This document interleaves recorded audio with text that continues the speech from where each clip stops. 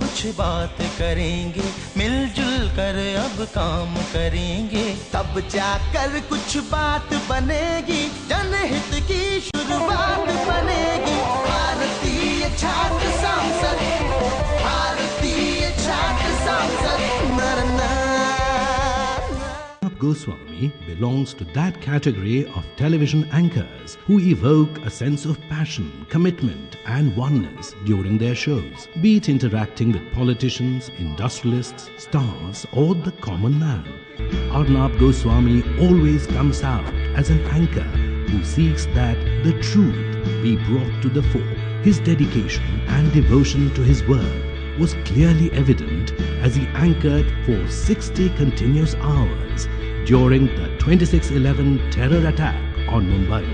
News Hour, the popular show hosted by him on Times Now, has set new standards in news reporting. He is an icon for many a young newscaster and is the winner of many awards and accolades in the field of journalism. It is indeed a pleasure to welcome the veritable Arnav Goswami to the second Bharatiya Chhatra Sansad.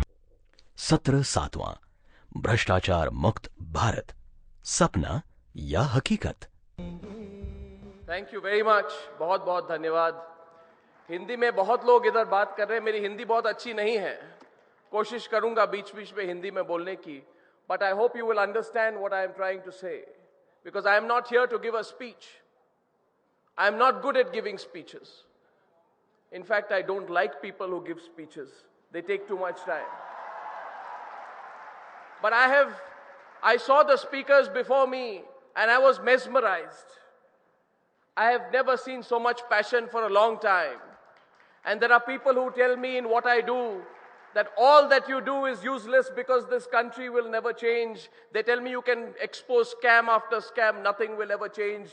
This is the way we are, aisa hi hota hai. But when I see these speakers and when I see the rapt attention and the standing ovation you gave them, my heart goes out and I know that this country will change. This country will certainly change. And this country will change before people who think it will not change. That day will come. Ladies and gentlemen, respected members on the dais, organizers of the Indian Student Parliament, and fellow speakers before me, thank you very much for calling me here today to your outstanding event. For I have 7,000 to 8,000 students in one forum like this from every part of the country. I commend each one of you for taking your time and participating in this great event. This is absolutely tremendous. I have been asked to speak on a corruption-free India, a dream or a reality. I will stray away from the subject a little bit. I also want to use the opportunity to hear from you, so I will speak less and I want to hear from you a little bit. I want to take you back to when I was starting my career. There was a man called Sukhram. You know Sukhram? And I was a young reporter, 1996 or 1997. And everybody said, you know, this man has got stashes of cash found under his bed. And we were amazed. We said, we are working for television. Is there a way in which we can get pictures of that cash? They said, this is the biggest scam which has rocked India. They said the total value of the telecom scam was 1,500 crore rupees at that point of time. I heard last week that Sukhram claimed that he had gone into coma and that's why he couldn't go into jail. Did you hear about that? The media exposed the Sukhram scam. What happened to it? Nothing. For 15 years, a man who now says he's in coma, we have been awaiting justice and there has been absolutely no redemption. Do you know why that is? Because there is in this country, to fight corruption, there is no sense of urgency. There is a feeling that we can deal with it in its own good time. The case will go on, courts will carry on, the parliamentary committees will continue to sit on it, we will continue to deliberate, and the people of this country will continue to be fooled forever in this so-called fight for corruption. What has happened in the last 2 or 3 years, which I feel proud to have been a part of, is that somewhere within, I feel the sense of urgency and restlessness has come back into this country. And that is the best thing. The best things in my own life have not been planned. I didn't plan to be a journalist. And let me tell you, I did not plan to break the Commonwealth Games scam. Mr. Kalmadi does not believe me, of course. I have a deep connection with this city. I studied here in the mid-80s in St. Vincent's. My father was in the army posted here. My family lives here. And Mr. Suresh Kalmadi is also from Pune. I told Mr. Suresh Kalmadi when I met him, I said, you are absolutely fooling yourself if you think that there is a strategy behind breaking the Commonwealth Games scam. Do you want me to tell you how we broke the Commonwealth Games scam? I'll take 1 minute. June 2010, I am sitting in my office and I am told by my political editor, Navika Kumar, that there is a piece of paper she has with her. I said, what is this about? She says, I don't know what this is about, but I know that there is 100% proof. I said, what is the proof? She said, I have these papers, I will fax it to you. She faxed it to me, I looked at it. The papers were not Indian government papers. This is a story that you don't know, which I'm sharing with you today for the first time. The papers were papers of the British government. The British government had found that the Commonwealth Games Organizing Committee members, when they went on a jamboree in the United Kingdom because you remember much before the CWG, there was outside the Buckingham Palace, this great event, which I don't know why it happens. It's the most colonial thing to happen. But in any case, before the Buckingham Palace, there was this great event where the Commonwealth Games torch was handed over to the Indian organizers, and I think the President of India was there or was supposed to be there. So a few people from the Commonwealth Games Organizing Committee had gone to London. When they went to London, of course, some people found it a very convenient way to spend some taxpayers' money. So they started doing the usual things. They started booking fake taxis. The usual practices, they started booking fake buses, fake hotels, and this scam they built up. It was a small scam.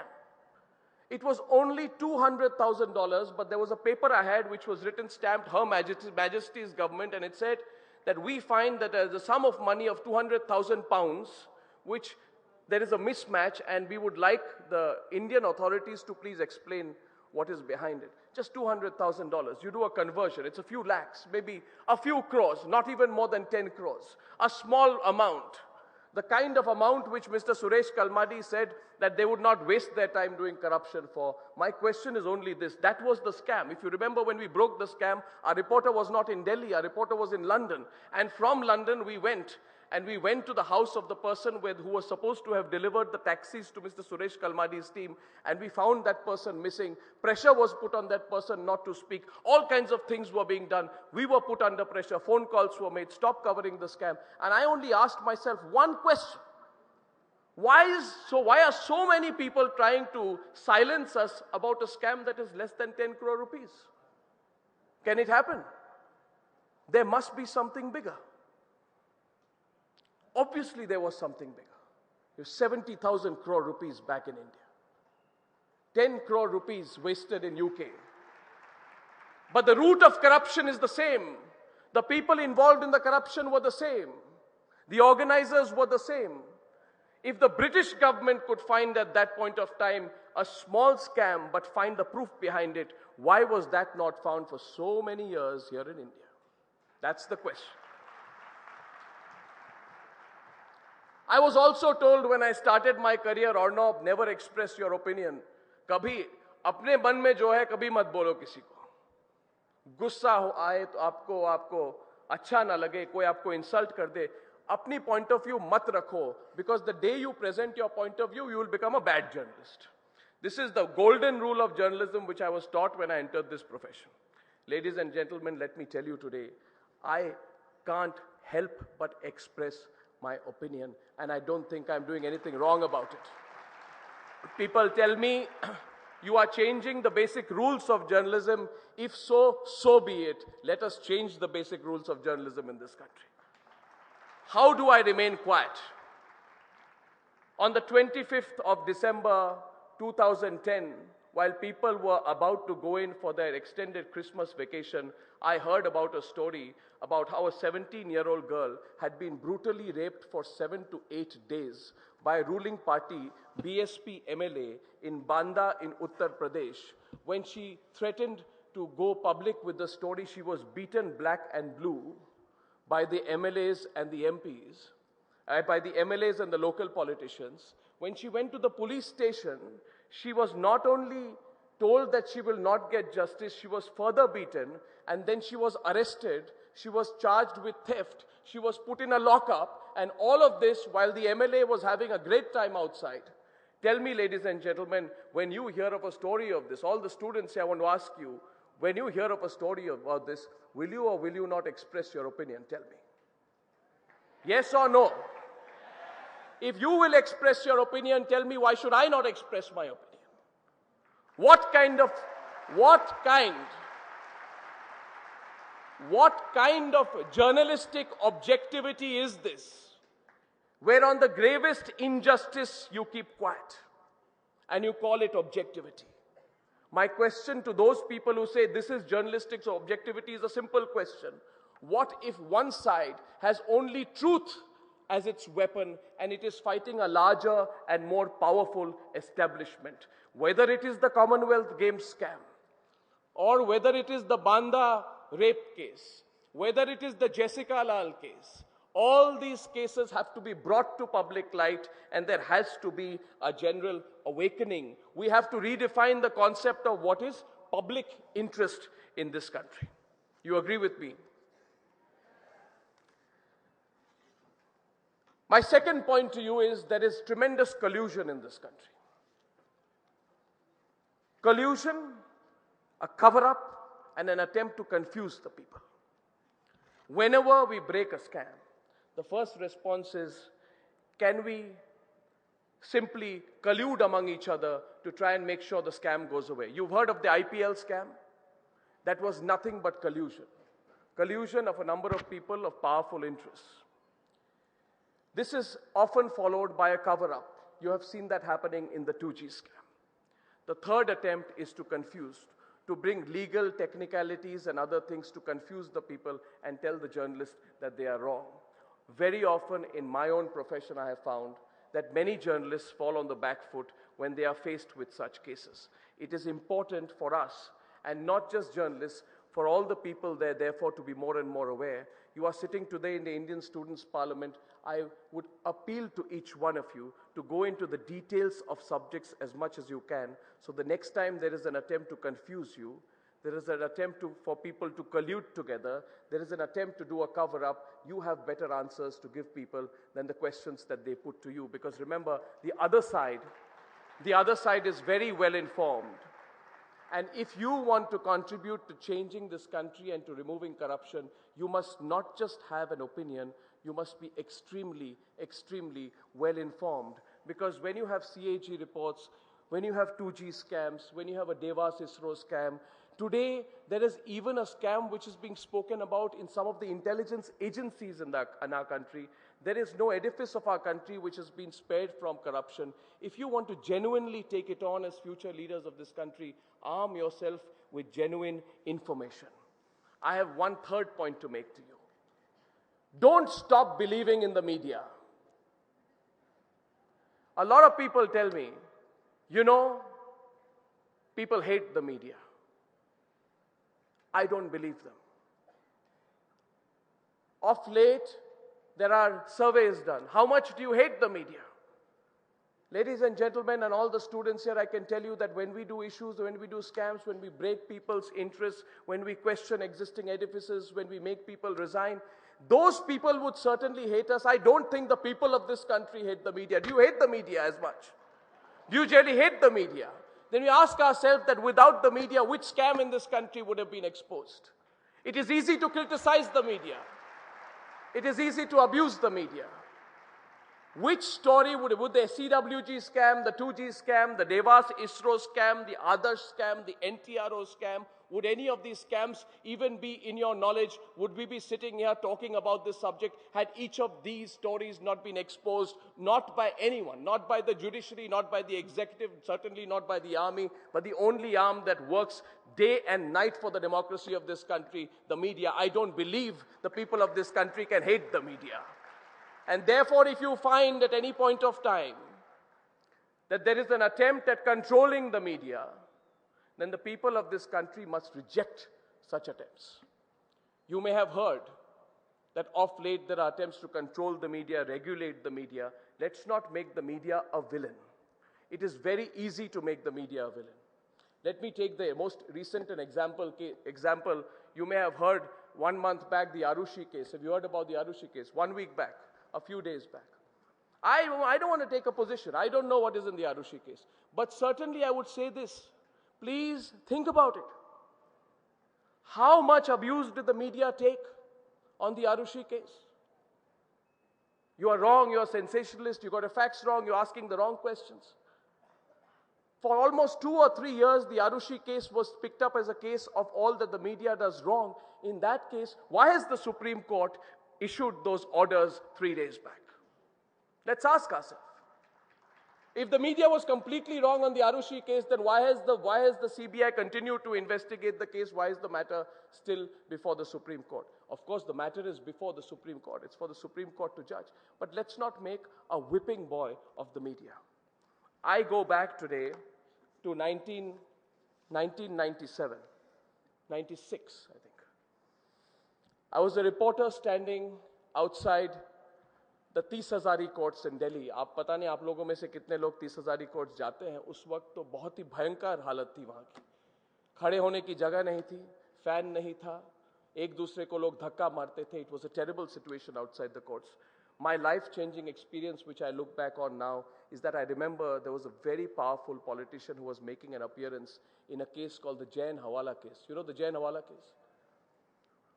And we were all running behind that politician because we felt there was enough matter and material to ask the politician questions. The politician, he saw 2 reporters. He put his security guards behind the reporters. The security guards outside the court pushed us and thrashed us. And while seeing us thrashed, our cameras had fallen over. The politician looked at us and he said, "Kya question puchte rehte? What are these questions you keep asking?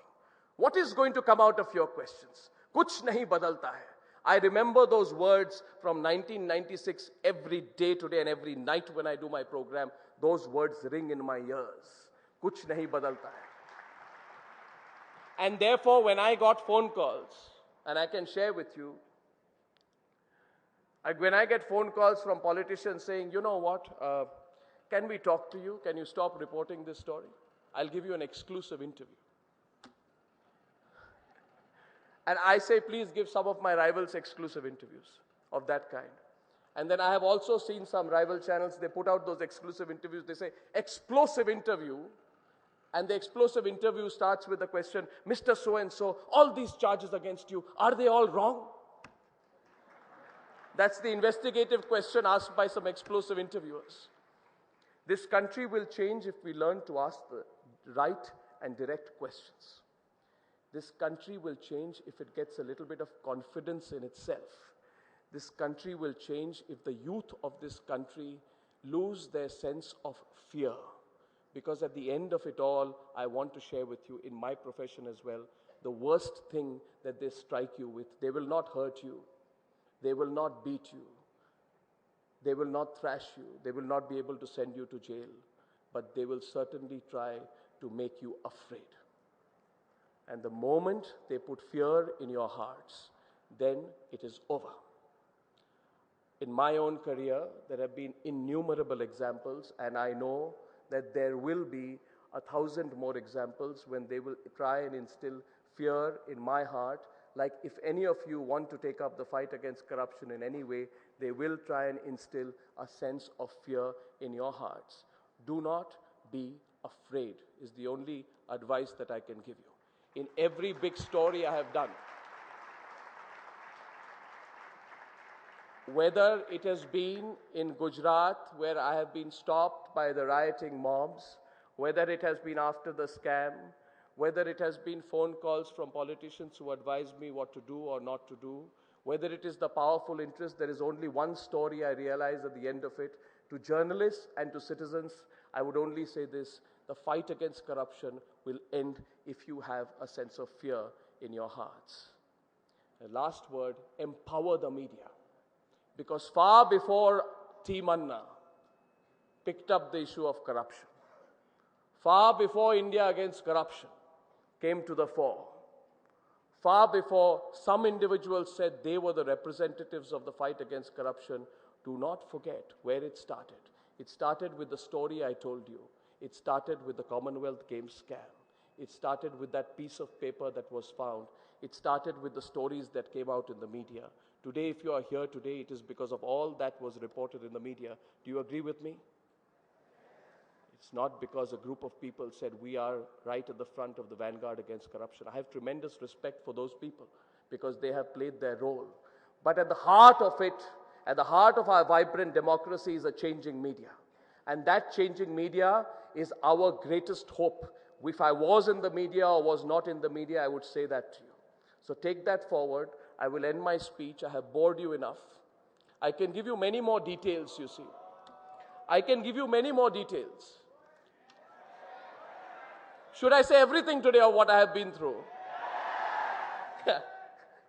Then I'll be caught back or somebody will catch me on the way back from Pune and make sure I'm not in my studio. I will tell you this, that what you hear is often 2% of what is there. And there must be a reason I'm telling you this. Because I don't know the rest of the 98%, but I at least know more than 2%. I cannot put out more than 2% because what journalism we do has to be backed with facts, documents, and details. I know that there are attempts to intimidate us, but I can assure you that you will see in the next few years much of more than 2% come out. What you have seen and what you are reporting, you know those graphics you were putting out? Sukram scam this much, this scam this much. Just before I came, I was seeing the numbers. God knows there are many more scams waiting to be broken in this country. And we will do that. I will not bore you more, but I will end with a quote of somebody I don't admire called Corazon Aquino of the Philippines. I don't admire Corazon Aquino at all, but she made a very valid comment. He said, the media's power is frail. Without the people's support, it can be shut off with the ease of turning off a light switch. We want your support. Give us your support. The day the independent media dies, we will not be sitting talking like this. Thank you very much. भारतीय छात्र संसद, भारतीय छात्र संसद, भारतीय